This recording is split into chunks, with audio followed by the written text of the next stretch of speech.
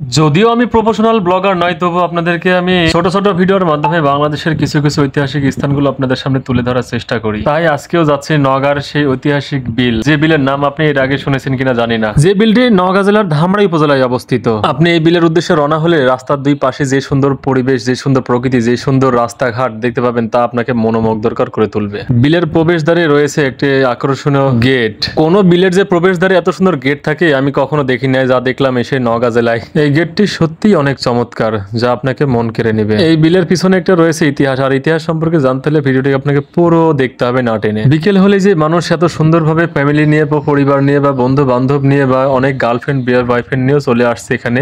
আর এই রক্তদাহ বিলে আসলে আপনি এখানেই পাবেন সেই নওগাঁর মটকা চা বলে, যেটাকে মটকা চা, নওগাঁর জেলার যে সব থেকে পরিচিত চা, আর শাহগোলা বা রানীনগর এলাকাতে যে পরিচিত চা, সেটা হচ্ছে মটকা চা আপনি এখানে পাবেন। আর এখানকার পরিবেশটা যে এত সুন্দর, আর এত সুন্দরভাবে এটা আল্লাহ তাআলার অপরূপ সৃষ্টি, যে দুই পাশে বিল মধ্যে দিয়ে রাস্তা, এবং রাস্তার গাছে গাছে ঝোলানো আছে পাখিদের জন্য নাড়ি বা হাড়ি ঝোলানো আছে, যেটাতে পাখিরা বসবাস করে। অনেকে দুষ্ট লোক আছে, দুষ্ট স্বভাব চরিত্রের লোক আছে, যারা এটাকে অনেকে ঢিল মেরে ভেঙেও ফেলেছে। আবার এখানে অনেকজন এসে বন্ধু বান্ধবের সাথে এসে গানের আড্ডায় মেতেছে, বা বিভিন্ন ধরনের সঙ্গীত শিল্পী।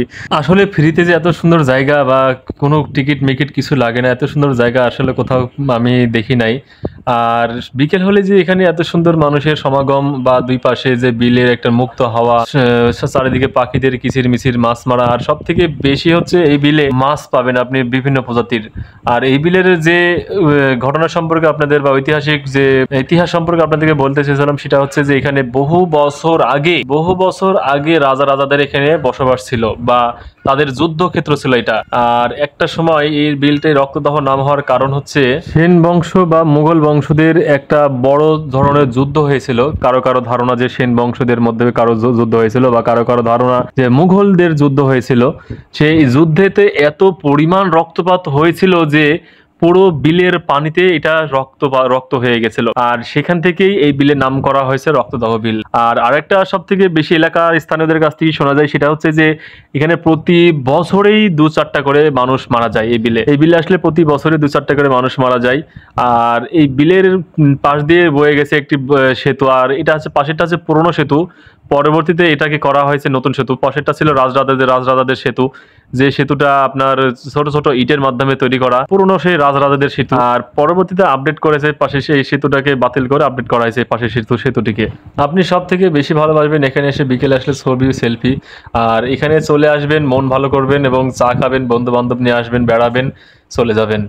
আর সব থেকে বড় সুন্দর যে জায়গা আছে এই রাস্তাঘাটটা, চলে আসবেন সবাই। ধন্যবাদ ভিডিওটি দেখার জন্য। আপনাদেরকে আর বেশি বেশি শেয়ার করে আরেকজনকে, বন্ধু বান্ধবকে দেখার সুযোগ করে দিবেন। আর ভিডিওটি ভালো লাগলে অবশ্যই কমেন্টে জানাবেন।